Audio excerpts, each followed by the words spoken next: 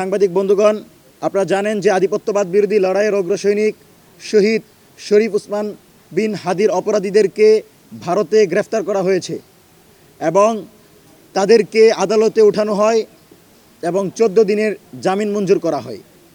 আমরা মনে করি অন্তর্বর্তীকালীন সরকার যেই জায়গাতে ব্যর্থ হয়েছিল, এই সরকার নবগঠিত সরকার সেই জায়গায় সফল হয়েছে এবং সফলভাবে অপরাধীদেরকে গ্রেফতার করার ব্যাপারে পদক্ষেপ নিতে পেরেছে। সেজন্য আমরা সরকারকে ধন্যবাদ জানাই। কিন্তু গ্রেফতারের পর থেকে এখন পর্যন্ত সেই অপরাধীদেরকে বাংলাদেশে ফিরিয়ে এনে বিচারের জন্য যে প্রক্রিয়া শুরু করা দরকার, সেই প্রক্রিয়া ইতিবাচকভাবে সরকার এখন পর্যন্ত শুরু করতে পারে নাই।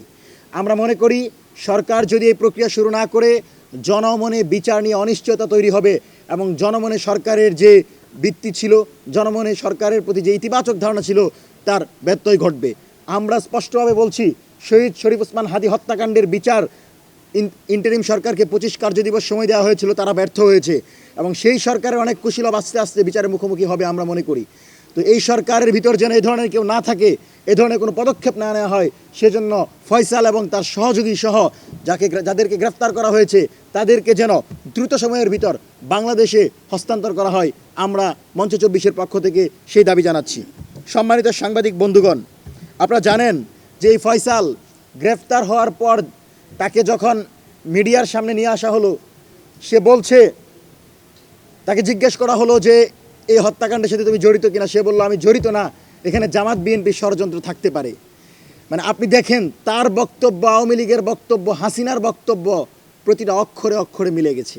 বাংলাদেশে পূর্বে যখনই কোনো ঘটনা ঘটেছে, হাসিনা, আওয়ামী লীগ, কামাল বলেছে জামাত বিএনপির ষড়যন্ত্র।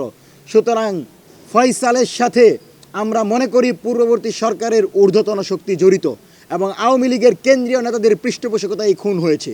সুতরাং ফয়সালকে বাংলাদেশে এনে জিজ্ঞাসাবাদ করতে হবে এবং ফয়সাল, সে যে আওয়ামী লীগের এজেন্ট, সে যে আওয়ামী লীগের দালাল এবং আওয়ামী লীগের ভাড়া করা খুনি, তার প্রমাণ হচ্ছে সে আধিপত্যবাদ বিরোধী লড়াইয়ের অগ্রসৈনিক শহীদ ওসমান হাদিকে সে জঙ্গি বলেছে। সুতরাং হাসিনার বয়ান তৈরিকারী সেই ফয়সাল বাংলাদেশের ফ্যাসিবাদ বিরোধী দলগুলোকে ট্যাগিং করতে চায়, এটা কখনো মেনে নেওয়া হবে না। সেজন্য ফয়সালকে গ্রেফতার করে বিচার প্রক্রিয়া শুরু করতে হবে এবং আওয়ামী লীগের ঊর্ধ্বতন নেতৃবৃন্দ জড়িত বলে আমরা স্পষ্টভাবে মনে করছি এবং আমরা মনে করি আওয়ামী লীগের ঊর্ধ্বতন নেতৃবৃন্দ কারা কারা জড়িত সেই কুশীলবদেরকেও খুঁজে বের করতে হবে ফয়সালকে জিজ্ঞাসাবাদের মাধ্যমে। আমরা মনে করি তারেক রহমানের সরকার এই যাত্রা যে শুরু করেছে, গুম খুনের বিচার, মানবতা বিরোধী অপরাধের বিচার যদি শেষ করতে পারে, তবেই তিনি সফলভাবে বাংলাদেশের জনগণের কাছে শহীদ প্রেসিডেন্ট জিয়াউর রহমানের মতো গ্রহণযোগ্যতা পাবেন। আমরা সেই অপেক্ষায় আছি।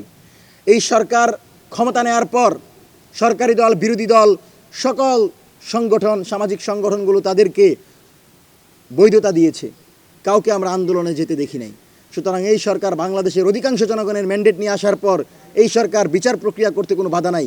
এই সরকার আওয়ামী লীগের বিচার করবে, মানবতা বিরোধী অপরাধের বিচার করবে, জুলাইয়ের হত্যাকাণ্ডের বিচার করবে, সেজন্য আওয়ামী লীগের ম্যান্ডেটের দরকার নাই। এই সরকারকে ক্ষমতায় যারা বসিয়েছে তাদের ম্যান্ডেট নিয়ে এই সরকার যেন দ্রুত সময়ের ভিতর গুম খুন, মানবতা বিরোধী অপরাধের বিচার করে, জুলাই যে সকল হত্যাকাণ্ড হয়েছে সেই বিচার করে। এই সরকারের